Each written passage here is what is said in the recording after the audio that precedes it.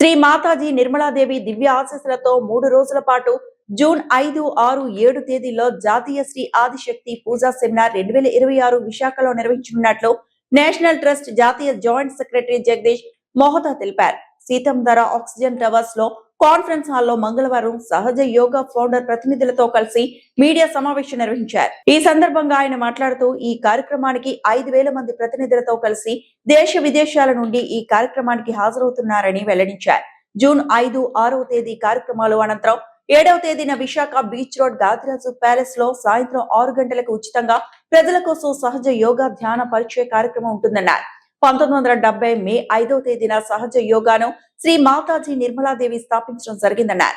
ఈ సహజ యోగం ద్వారా ధ్యానం ప్రాముఖ్యత, బ్యాలెన్సింగ్, స్టేట్ స్ట్రెస్ ఫ్రీ కలుగుతాయని చెప్పారు. దేశ వ్యాప్తంగానే కాకుండా ప్రపంచ వ్యాప్తంగా జ్ఞానం అన్ని వర్గాల ప్రజలకు ఉపయోగకరంగా ఉంటుందని తేటతెల్లమైందన్నారు. ముఖ్యంగా చిన్నపిల్లలు ఇటువంటి యోగా జ్ఞాన శిక్షణ తరగతుల ద్వారా మేధాశక్తి పెరుగుతుందని వెల్లడించారు. ఆత్మ సాక్షాత్కారం జ్ఞానం ద్వారా లభిస్తుందన్నారు. పంచభూతాల శక్తి జ్ఞానం ద్వారా అదుపు చేయవచ్చని వెల్లడించారు. అంతర్గత శాంతం పొందినప్పుడే ప్రపంచ శాంతి సిద్ధిస్తుందని ఈ సందర్భంగా వెల్లడించారు. అది ఒక జ్ఞానంతో మాత్రమే సార్థకమవుతుందని జగదీష్ మెహతా తెలిపారు. అనంతరం రాష్ట్ర కోఆర్డినేటర్ రామకృష్ణ మాట్లాడారు. ఈ సమావేశంలో Sahaja Yoga national trust members Madhusudan Rao, Hariprasad, BNE state agriculture coordinator captain Baburao, Gajendra గారు, Ramesh, Meenakshi, Naveen, Chennai AP state member Padmavathi, Simhadri, Sriramamurthy, Yuvashakti, Yashwant, సహజ యోగా ప్రతినిధులు పాల్గొన్నారు. ఈ సహజ యోగా ధ్యాన పద్ధతి అండి. సహజ యోగం అంటే మనతో జన్మించింది, సా అంటే మనతో, జా అంటే జన్మించిన, యోగం అంటే మనలో ఒక శక్తి ఆల్రెడీ ఉంటుందండి. ఆ శక్తి చుట్టూ ఉన్న పరమాత్మ శక్తితో ఐక్యం అవుతుందండి. దాన్ని సహజ యోగం అంటారు. మనం చాలా దగ్గర అందరూ ఇప్పుడు శాంతి శాంతి అంటున్నాం.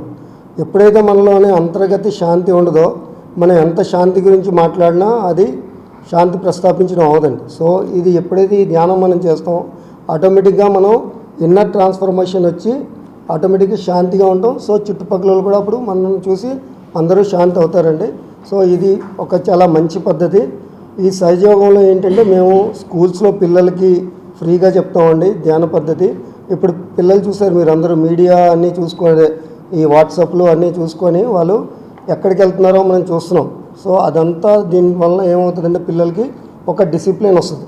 లోపటి నుంచి వాళ్ళకి తెలుస్తున్నాడు ఏది మంచిది ఏది చెడ్డదని. సో దాన్ని బట్టి పిల్లలకి అలాగే నేర్పుతామండి. అలాగే ఇందులో సహజ కృషి అని ఉంటుందండి. ఎలాగైతే ఇప్పుడు మనకి వర్షాభావ పరిస్థితులు అన్నీ ఉన్నాయి, వాటికి ఈ సహజ పద్ధతి ద్వారా మనం ఈ చైతన్యాన్ని ఇస్తే పంచభూతాలతో తయారు చేసి మన శరీరం కూడా పంచభూతాలు ఉంటుంది.